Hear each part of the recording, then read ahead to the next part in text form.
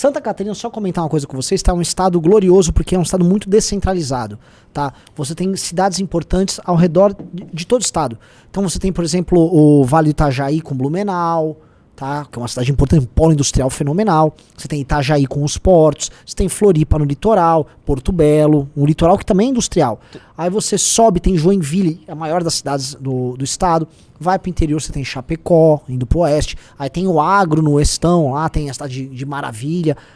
É um... Tubarão, bem lembrado. Lembra? É um estado que não tem uma concentração. Eu tenho invejinha de Santa Catarina. Não, Santa Catarina é brabo. Eu sou Paraná, né? Paraná aqui é no Bravíssimo sangue. também. Mas Santa Catarina tá mandando bem demais ultimamente. Santa Catarina é muito bom. Assim, deu tudo certo lá. E assim, minha pergunta é, se Santa Catarina não tivesse que arcar com o peso do Estado brasileiro, seria um local de primeiro mundo. Eu falo com toda a tranquilidade, seria um local de primeiro mundo. Eu vi um desses caras, uns críticos de esquerda, se separasse, né, os estados do sul do Brasil, eles continuam assim. Lógico, a situação atual deles não dá para ser de primeiro mundo por uma razão muito óbvia, né? Eles pagam impostos, eles têm que arcar com problemas sociais de tudo, da União, que é, vamos dizer, uma uniãozão de terceiro mundo. Então, óbvio que, né, a mesma coisa falar São Paulo, né, pega São Paulo, tira todo o PIB, que é toda a arrecadação que sai de São Paulo e devolva para São Paulo. Nossa Senhora. Assim, são zilhões de reais por ano. É muito dinheiro. Imagina esse dinheiro.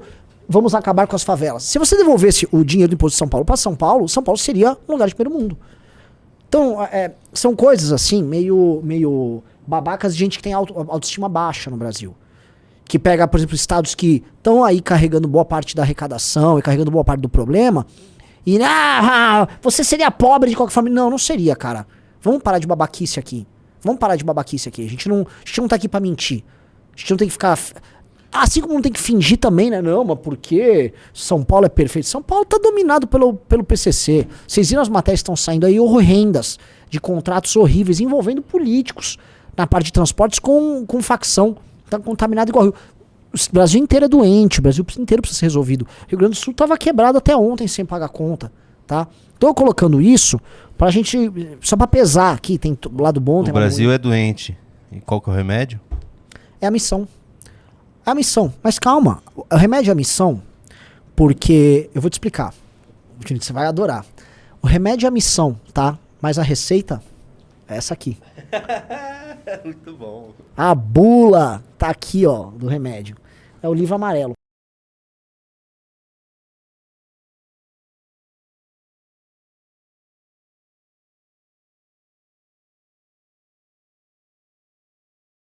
Eu quero comentar sobre vocês, sobre sucesso, tá? Eu tô fazendo uma live aqui com 1.600 pessoas. É tecnicamente uma live pequena, porque obviamente o Partido Missão tem 25 mil pessoas no seu canal, tá? E aqui eu me disponho a fazer lives de 1.000 e poucas pessoas. Lá no MBL, se eu tiver, menos de 4.500, eu falei, o que eu fiz de errado hoje?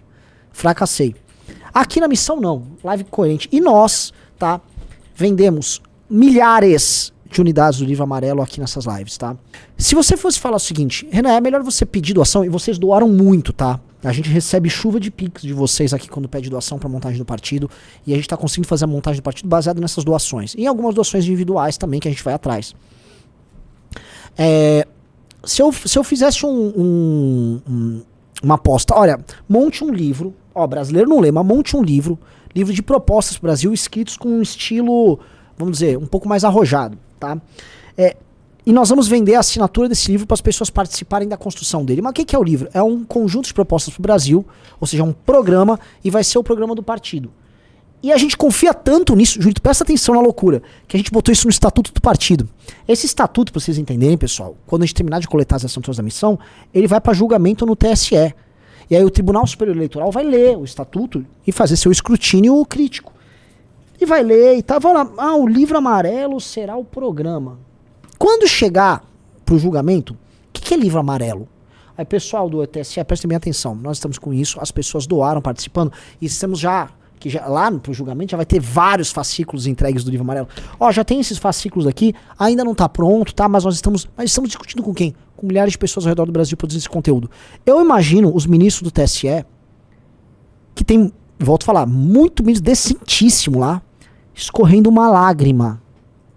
Falando, eu não acredito no que eu estou vendo aqui. Porque nenhum partido fez isso. Vocês estão falando que vocês têm realmente um programa, vocês ficaram construindo o programa, vocês botaram no estatuto o programa e as pessoas estão comprando o livro. E ainda o cara, eu vou dar os livros pra ele e falar, sim, se quiser participar das discussões, seja bem-vindo, tá? E o livro ainda é bonito, dá pra botar aqui na sua estante.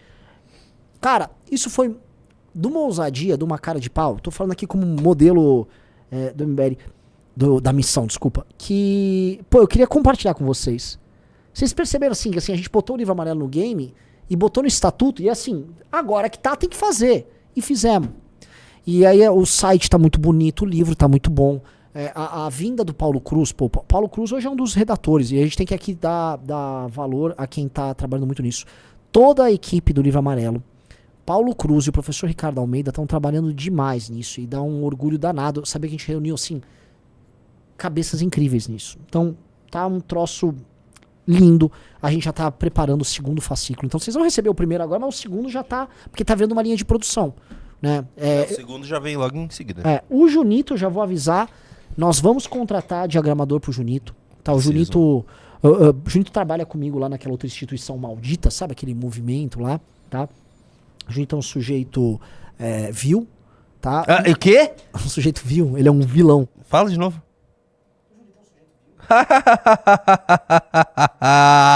Eu sou vil mesmo. Porque ele tem uma coisa como eu que ele dispersa rápido, tá? Eu tenho um pouco de hiperfoco. Então quando eu sento pra fazer um negócio, eu entro no meu hiperfoco. Só que quando eu não tô no hiperfoco, eu disperso facilmente. E eu acho que o Junito tem isso também. Então o Junito sempre tem um momento do cigarro e tal. Só que ele tá lá entregando e aí ele acaba tendo que sacrificar. Às vezes ele tá 2, 3 horas da manhã diagramando a revista Valete ou diagramando o Livro Amarelo.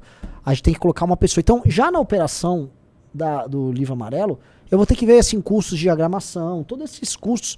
E aí a missão tá vendo uma instituição grande, mas ainda não saiu do papel. Hoje eu vi, a gente reagiu lá na live do MBL, ao Ricardo Cocho, do balaio do Cocho. Aliás, falei com o nosso jurídico, ele falou que nem sei o que é MBL, você sabe sim, tá? Porque você foi processado pela gente, tá? Você falou merda da gente recentemente, tá sendo processado, você tá tendo que se defender. Então você sabe muito bem quem é MBL, tá? Ricardo Cocho. E aí eu vi o Cocho lá minimizando isso do partido. Não vai minimizar, Ricardo Cocho. Você não vai minimizar. A gente vai montar um partido. A equipe que nós temos é um troço fora de série. E aí eu coloco aqui, porque a equipe que nós temos é tão boa, tão boa, tão boa, que, dado que nós temos que montar um partido, um prazo recorde, porque a legislação obriga você a montar em 2 anos. E dado que tem cartórios, tem tudo, montar um partido nas condições atuais não é para qualquer um. Se eu te disser assim, chamar uma empresa grande para fazer isso, a maior parte das empresas vão penar. Porque você pode até ter o sistema que a gente conseguiu montar. A gente montou um sistema de trabalho. Se tem coletor da missão assistindo, que espero que não tenha assistindo, porque isso era a hora de coletar, mas tem coletor da missão, ele vai narrar. O sistema interno é sensacional. Mas o sistema interno poderia passar pela falta de organização. Dá pra ter organização, pode ser uma empresa. Tá, mas a empresa poderia não ter, por exemplo, as pessoas para coletar. E essas pessoas para coletar têm que não só pensar em ganhar uma remuneração, elas têm que acreditar no projeto. E isso, cara, só um movimento político como nós, que a missão é um movimento hoje, tem.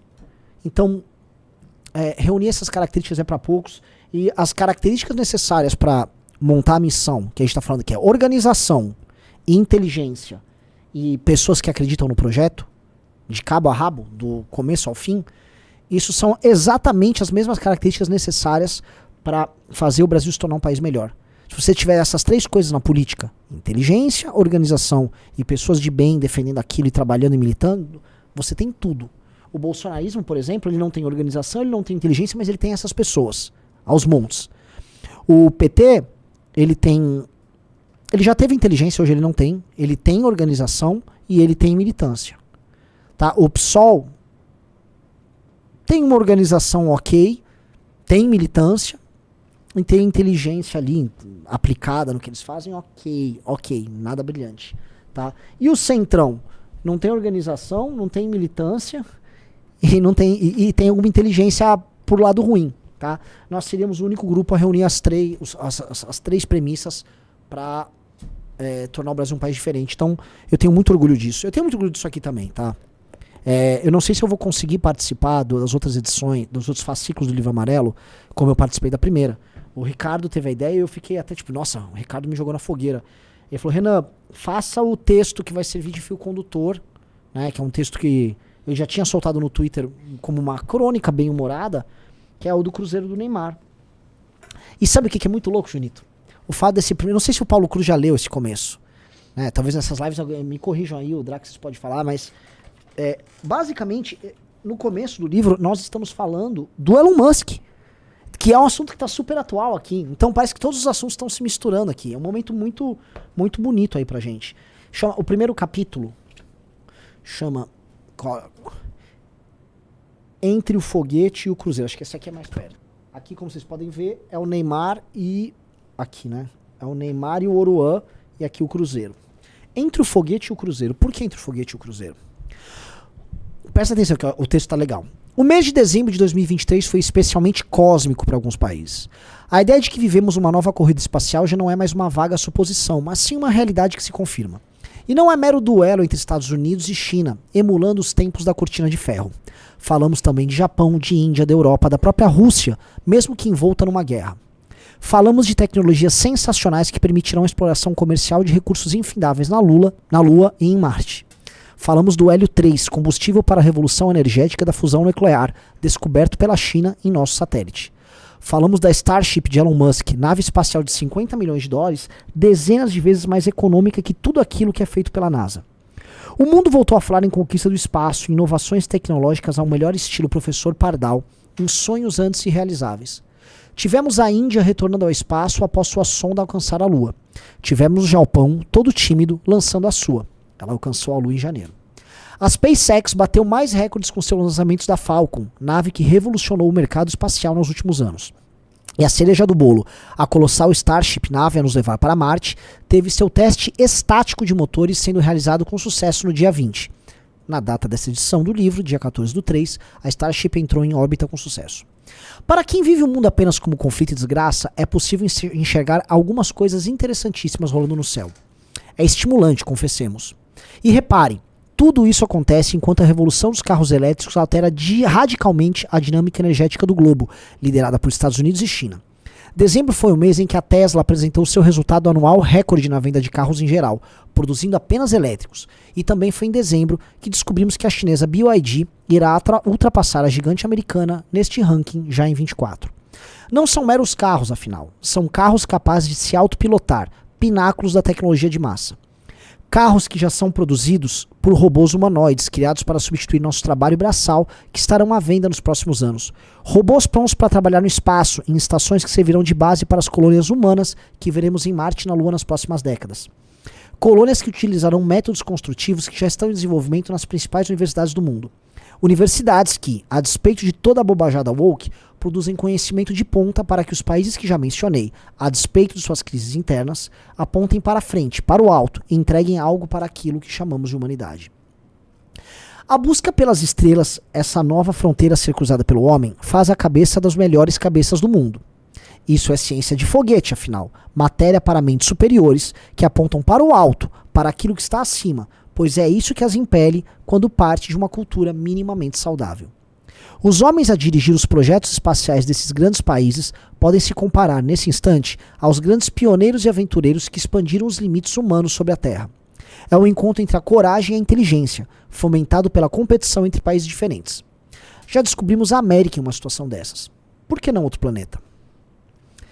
Mas esse primeiro fascículo do livro amarelo não trata, infelizmente, de aventuras lá no céu. Para sermos honestos, trataremos aqui de uma problemática mais terrena, pantanosa, um charco civilizacional. Um charco, entretanto, estrelado, impossível de se ignorar. Na verdade, se em dezembro os astronautas que vagueiam pela estação espacial dessem uma espiadela na Terra, mais precisamente no Oceano Atlântico, veriam um brilho reluzente de uma poderosa constelação concentrada no hemisfério sul. A concentração de estrelas era tal que sua força gravitacional era similar à de uma galáxia, mesmo que restrita a um ponto tão pequeno. Os astronautas ficariam assustados. Enquanto o mundo olha lá para o alto, havia algo de estranho acontecendo lá embaixo. Algo que atraía não as melhores mentes, mas as melhores bundas de toda uma civilização. Estamos falando do brasileiríssimo Cruzeiro do Neymar. Isso aqui tem a ver com o que a gente está discutindo, tá? Tem a ver exatamente... Parece até que a pessoa leu esse primeiro fascículo do livro amarelo, esse perfil. Eu não conheço esse perfil, nem sei se ataca a gente, chama o Fantástico Mundo de Marte. O Brasil dança enquanto o mundo avança. Enquanto a Europa nos escraviza, enquanto os Estados Unidos brigam com a Ásia pela liderança do planeta, o brasileiro dança. Sim, o brasileiro dança. Esses bons brasileiros fabricados pela Rede Globo, que esqueceram de Deus. Enquanto os jovens europeus leem e escrevem livros, enquanto os americanos planejam colonizar outro planeta e inventam coisas para melhorar a vida do ser humano, o brasileiro dança. E como o brasileiro dança. Enquanto os asiáticos dominam a matemática, fabricam telefones, os carros e valorizam a educação, o brasileiro dança. O brasileiro dança nos pancadões, canta funks sujos e tem o seu cérebro lavado por ideologias impostas a ele. O brasileiro dança. A cabeça do brasileiro, na maioria das vezes, não pensa em nada além de dançar. Os brasileiros dançam até se esquecerem de trabalhar no dia seguinte. Enquanto os chineses vêm tomar a economia brasileira de mão beijada, ocupando todos os setores produtivos, o brasileiro continua dançando.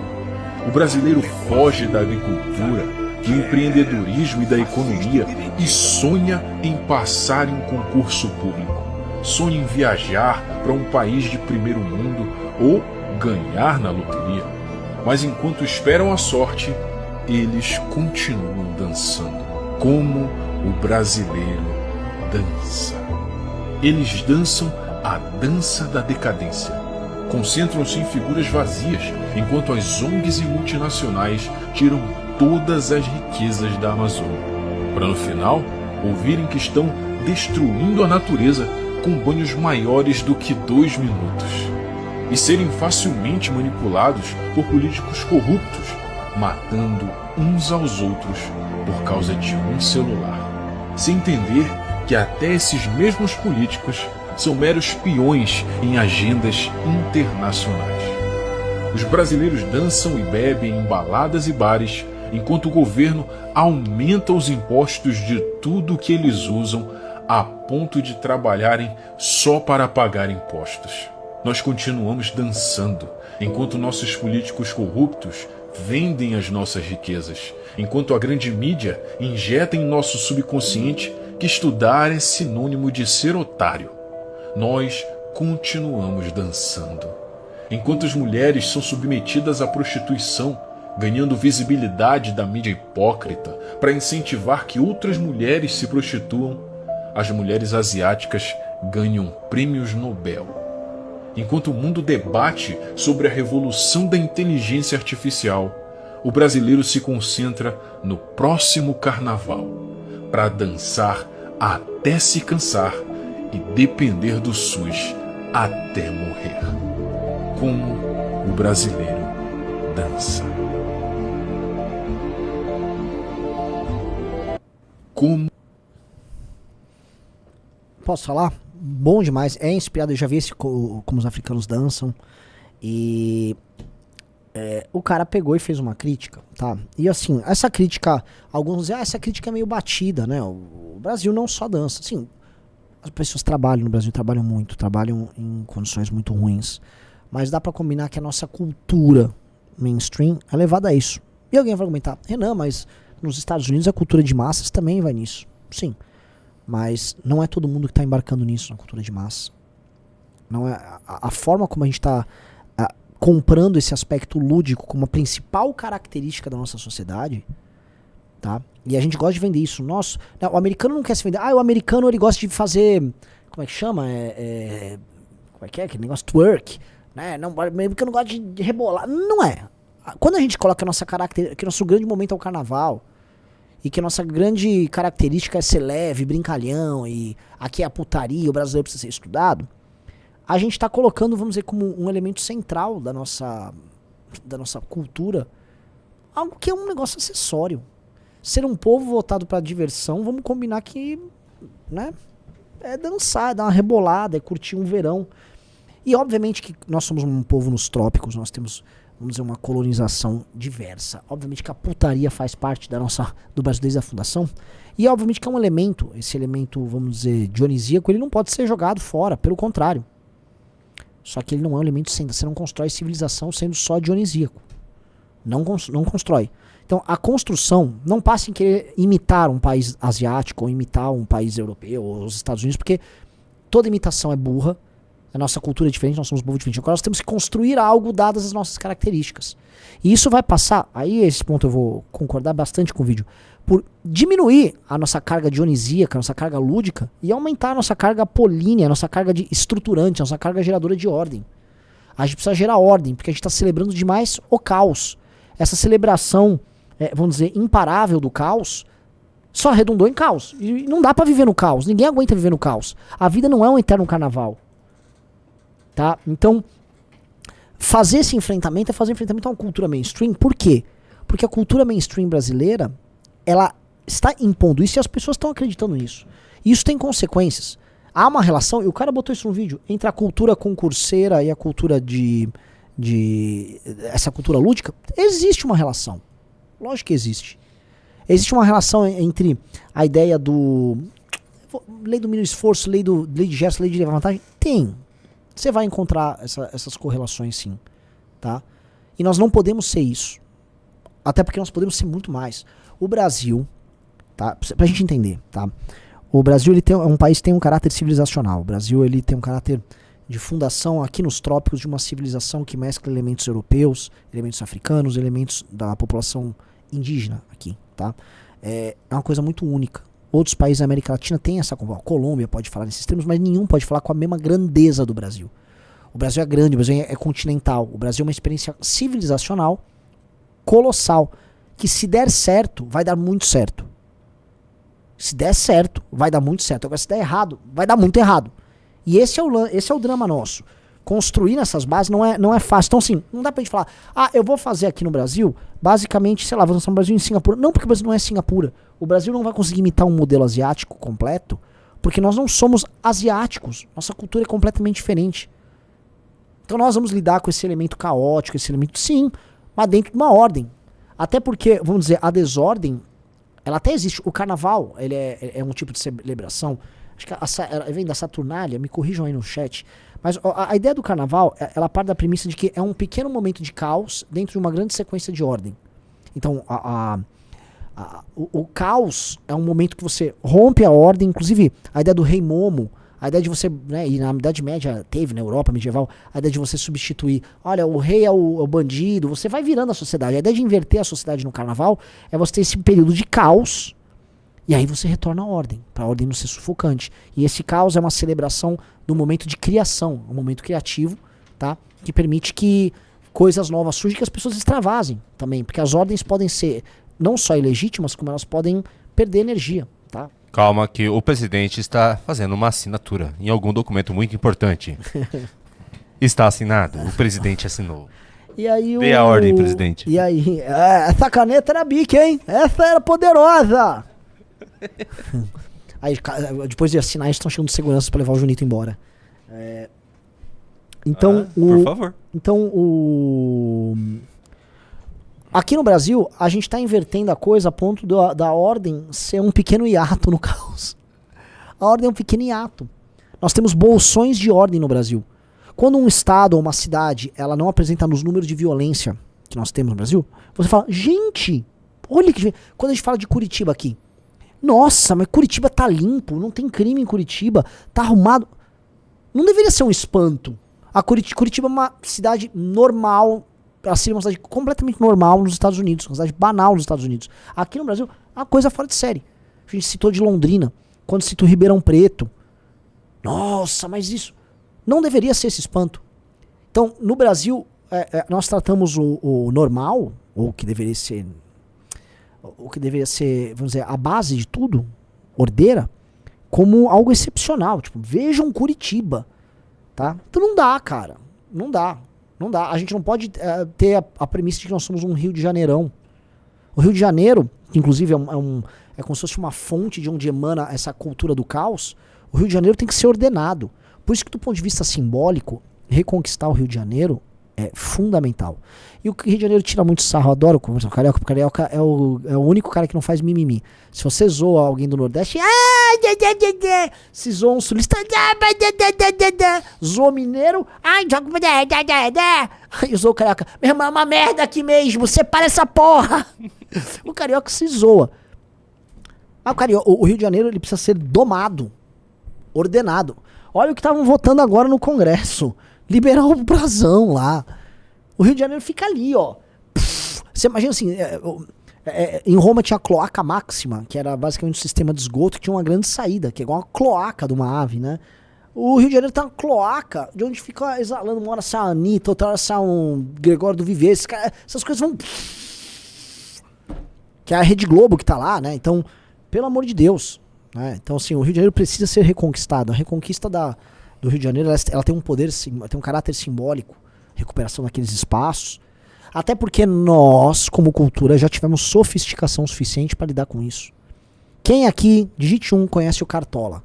Quem já ouviu Cartola? É gênio. Cartola é gênio. Deixe-me ir. Pelo amor de Deus.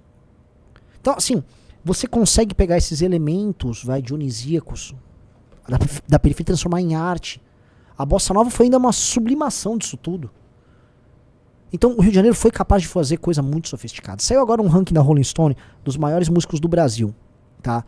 Dos 100, pelo menos 50 no Cariocas. É um lugar muito especial. É inegavelmente um lugar muito especial. E a gente tira muito sarro do Rio de Janeiro, tá? Porque nós tiramos sarro da própria desgraça. E o fracasso do Rio de Janeiro é um fracasso do Brasil como um todo. É um fracasso compartilhado por todos nós. E o Rio de Janeiro não pode ser um fracasso. Por isso que a gente fala demais na missão. E vamos tratar no fascículo. Eu vou falar. Vai ter muito Rio de Janeiro no fascículo 3 aqui do livro amarelo, tá?